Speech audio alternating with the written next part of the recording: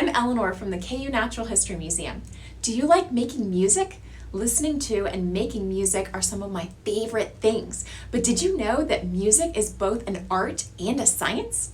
Today, in this episode of Pop-Up Science Online, we're going to explore the science that explains music and sound. I'm especially excited because today, special guests Joy, Anna, and Prakriti will be showing you 3 different sound experiments you can try at home. To find step-by-step instructions for the 3 activities, head to our Museum from Home webpage and click on the Pop-Up Science tab. There, you'll find downloadable PDFs with instructions for each activity. Before we jump into the experiments, let's think about how sound is created. Sounds are formed by vibrations or shaking of particles of matter. If we clap our hands or whistle, what's happening is we're finding different ways to create vibrations. These vibrations push against the surrounding air and result in waves of moving air that we call sound waves. Sound waves are essentially disruptions in the air created by the energy of vibrating particles. We call these disruptions in the air sound waves because they travel in a ripple outward from the source. These ripples cause the air to expand and compress. This results in areas of high and low pressure as the sound travels toward your ears. These high and low points make it a wave. The distance between the high points is known as the wavelength. And some sound waves have shorter wavelengths and some have longer ones. Wavelength determines a sound's frequency. The shorter the wavelength, the higher the frequency of the sound. Frequency, measured in a unit called hertz, determines the pitch of a sound. High-pitched sounds have a high frequency, and low-pitched sounds have a low frequency. We hear these different pitches when the sound waves travel into our ear canal and hit the eardrum. This causes 3 little bones, collectively called the ossicles, to vibrate. The 3 little bones are individually the hammer, or malleus, the anvil, or incus, and the stirrup, or stapes. The vibrating ossicles transmit sound waves to the cochlea, which is a small snail-shaped structure deep inside your ear. The cochlea contains tiny cells called hair cells, and there are actually inner hair cells and outer hair cells. You have around 3,500 inner hair cells and about 12,000 outer hair cells. Those hair cells do a very important job of converting those incoming vibrations into electrical signals that are then carried by nerves to your brain. And your brain interprets those signals, thus what you hear. And to make this all even more amazing, all of these things happen within a fraction of a second. Now, sound can travel through all 3 states of matter: gas, liquid, and solid. We humans are most familiar with sound traveling through air, but sound waves do travel very well through liquids, such as ocean water, and through solids. Just try placing one ear on a table and having another person in your house tap lightly with their fingernail on the other end. The tap sound that you'll hear will be very, very clear. Sound waves actually travel faster and more effectively through liquids and solids than through air.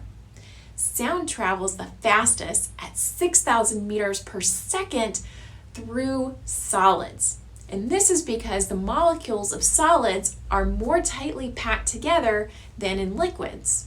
And the molecules in liquids are more tightly packed than those in gases, like the air that we breathe. The sound vibrations are more easily passed on from one molecule to the next when they are in closer proximity to one another. Joy is going to show us how to experiment with sound waves using some household materials. Take it away, Joy. We're here today to learn a little bit more about the science of sound.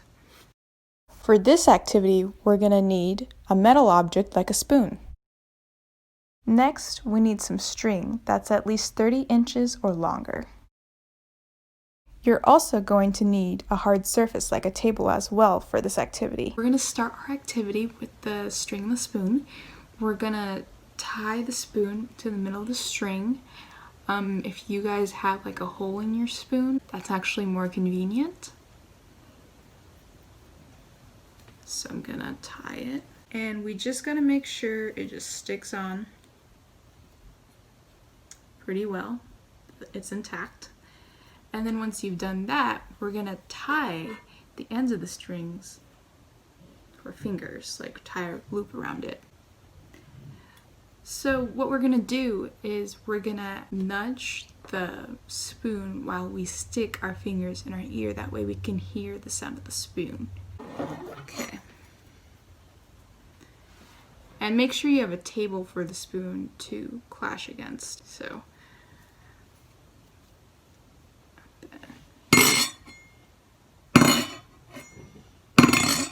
Oh, that's pretty weird.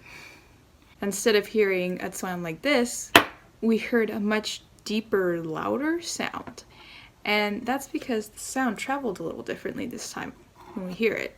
When you clang the spoon onto the table, the sound traveled from the string to our index finger inside our inner ear. So sound louder in more solid material than in more gassy material. So it's going to sound louder in metal than it does in air.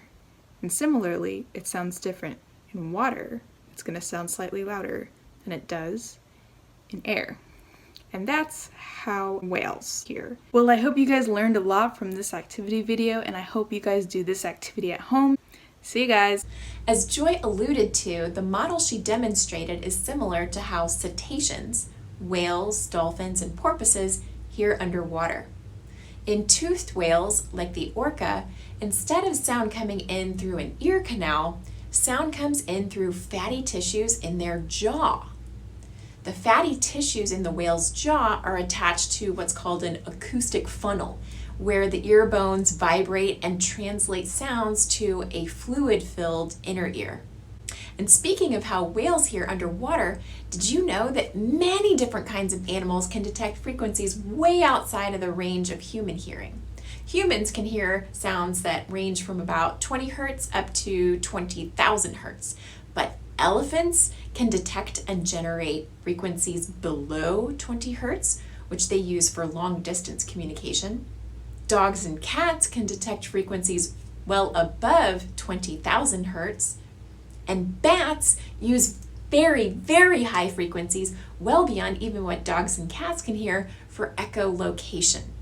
Echolocation is when bats bounce these high frequency sound waves off of objects, including insects, so that they can see in the dark. Now, let's go to Anna, who will show us how to make a water glass xylophone. Hello everyone, today I'm going to be showing you how to make a water xylophone. First, you're going to gather your supplies.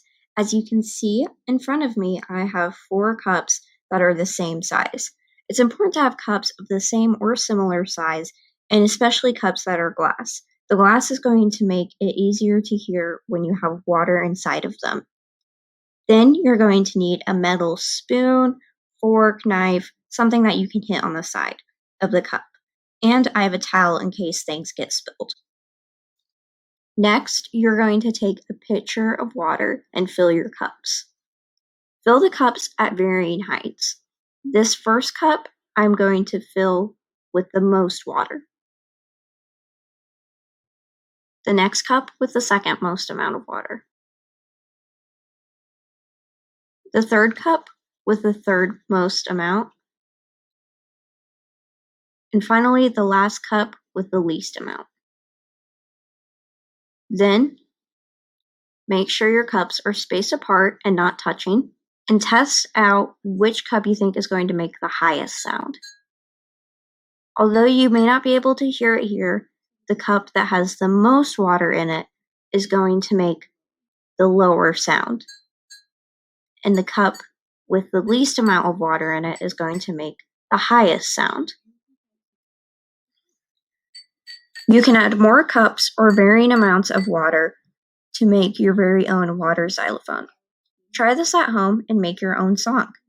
Thank you for watching. As Anna pointed out, each glass cup with its differing amount of water produces a unique pitch. By altering the amount of water in each cup, we alter the material and the weight of each glass. That changes the natural frequency of each glass, and so then each glass vibrates at a different frequency and creates a different note. And last but not least, let's check out Prakriti's activity, creating a straw pan flute. I'm really excited to make some music today. So we're gonna make our very own pan flutes. Now, for this activity, you're gonna need a pair of scissors, a roll of tape, and a couple of straws. Now, I have 9 straws here, but you can use as many or as little straws as you want. What we're gonna do is line up these straws so that they're all in one line. I'm gonna take some tape and tape one side of the straws together like that. I'm also going to tape the back so that it's a little bit more stable. Now, we're going to cut these straws at an angle.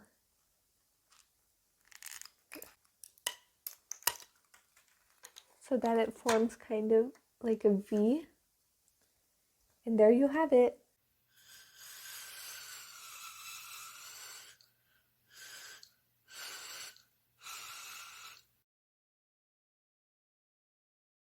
As you saw when she blew through the straws, the different lengths of each straw created a different pitch.